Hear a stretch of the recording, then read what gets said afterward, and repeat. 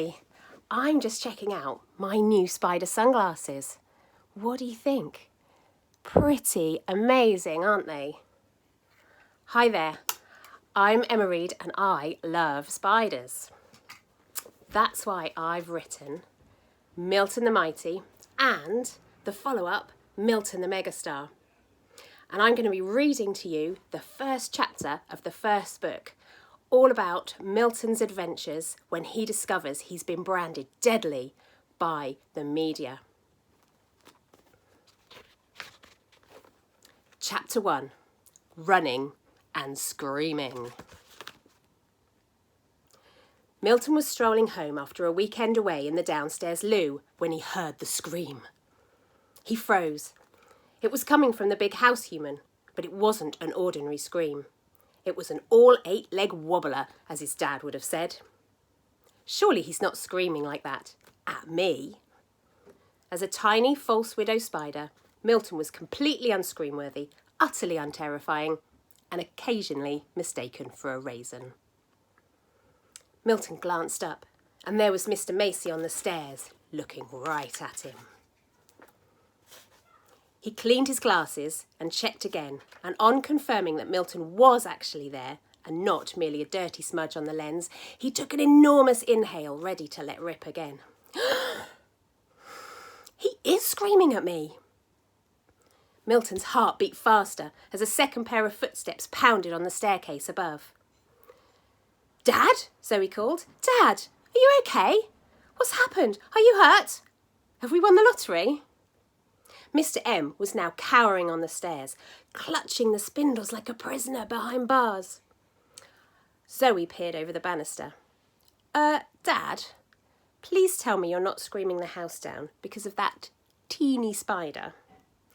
"But it's that spider from the paper." "Well, I don't think it's going to leap all the way up here and grab you," Zoe sighed. "What do you want me to do with it?" "Throw something at it. Kill it, quick." "What?" Milton suddenly remembered basic training.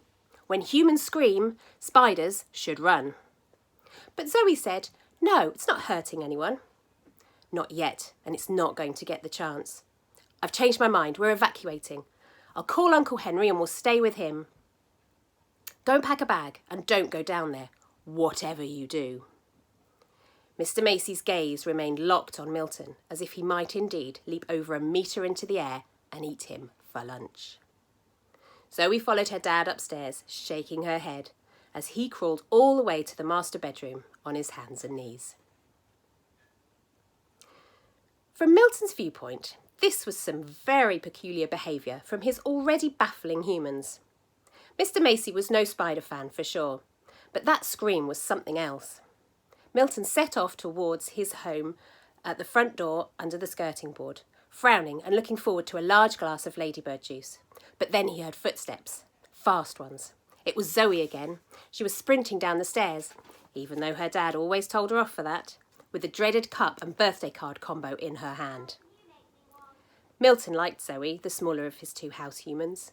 She wasn't the running and screaming type at all. She'd occasionally eek at him if he appeared suddenly, like from under the sofa when the telly was on. But even she was behaving strangely now. Her eyes narrowed like a cat and locked onto him as he reached the bottom step.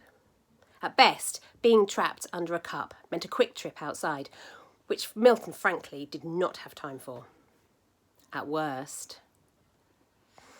Milton ran in the opposite direction as fast as his 8 little legs would carry him, towards the dining room and the relative safety of the dark and dusty space behind the radiator. Scuttling at top speed across the wooden floor, he risked a quick look back and saw Zoe getting close, the cup looming large in her hand. "Be still, little spider," she whispered. The radiator was still miles away.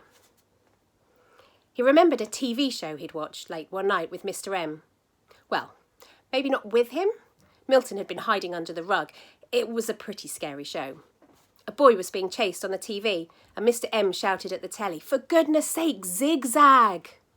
Zigzagging apparently made you more difficult to catch. So Milton zigzagged. The zigging was fine, but as he turned to zag, he tripped over a gap in the floorboards and went flying. Halfway through an impressive loop-the-loop, he saw his friend Ralph on the far side of the kitchen. "Whatcha, Milt? Out for a bit of keep fit?" he called. Then he saw Zoe. "Oh." Milton sailed through the air, then bounced off the cupboard under the stairs like a shiny brown pinball, rolling to a stop against the radiator pipe, which was hot and singed his leg hairs.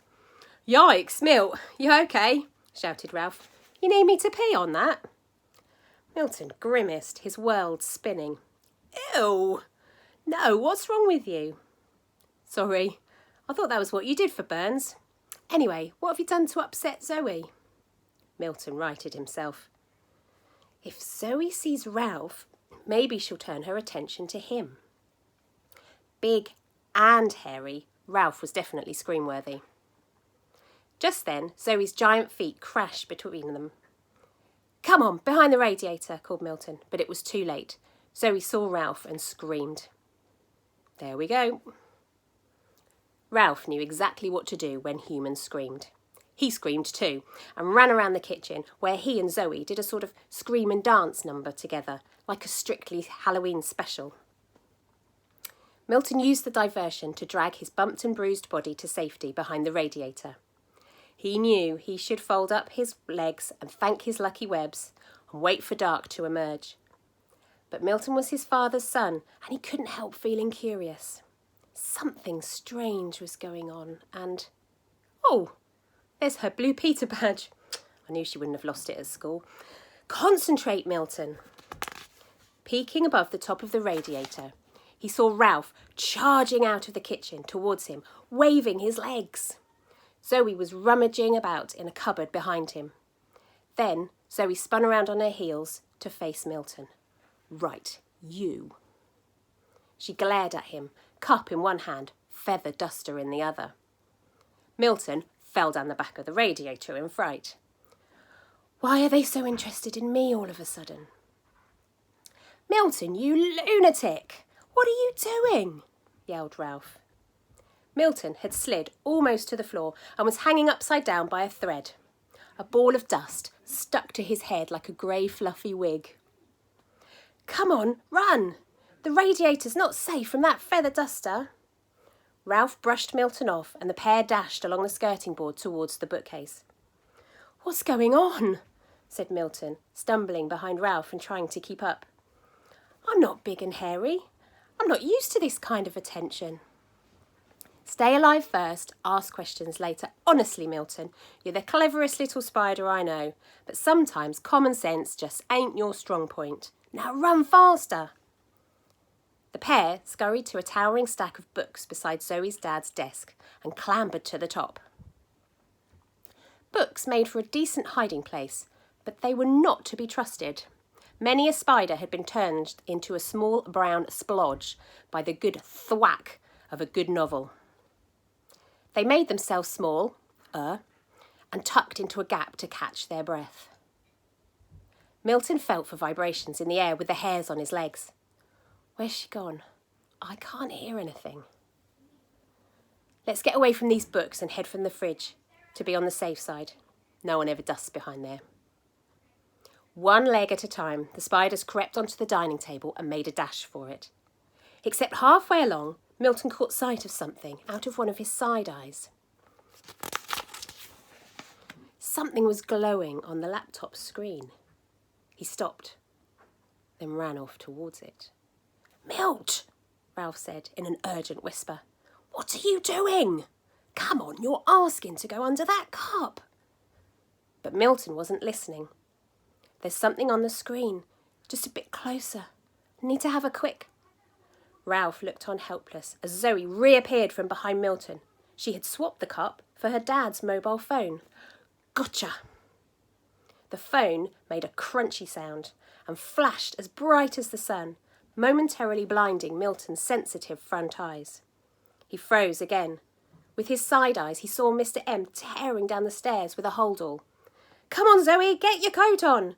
Uncle Henry said we can stay until we know what to do about that insect." "It's not an insect, Dad. It's an arachnid," called Zoe. "Seriously, Dad, I'm not moving out because of a spider. I've got school." Mr. Macy gave her a panicked look as he grabbed a bunch of keys and made for the front door. Milton's vision was starting to return. Zoe, get over here right now. We're not staying. It's not safe. Zoe moved slowly towards her dad, hands outstretched, taking care not to spook him. Come on now. It'll be fine. You go upstairs and I'll bring you a nice cup of tea. I'll take a look in my books and see if we can't figure this out without running away. Zoe went into the kitchen again, and once her back was turned, Ralph sprinted onto the laptop. Milton, what the... Oh. Milton was staring at the screen. On Zoe's laptop, the web page of a well-known tabloid newspaper glowed brightly. The headline read, in enormous letters, Killer Spiders on the Rampage. And under the headline was a picture of Milton. So, Milton thinks he's been branded the deadliest spider in the country, and now everybody is out to get him. And what to do when you're the size of a blueberry? Well, fortunately, Milton has his best friends, Ralph and Audrey, to help him out, and together they do something super brave. They communicate with their house human, Zoe. But it's not as simple as that, because, as we've heard, Mr. Macy is not a big spider fan, and he has booked in a local pest control company to come and bring their pest spray, their killer bug spray, and exterminate the lot of them. So, I hope you enjoyed that first chapter of Milton the Mighty. I'll see you soon. Bye-bye.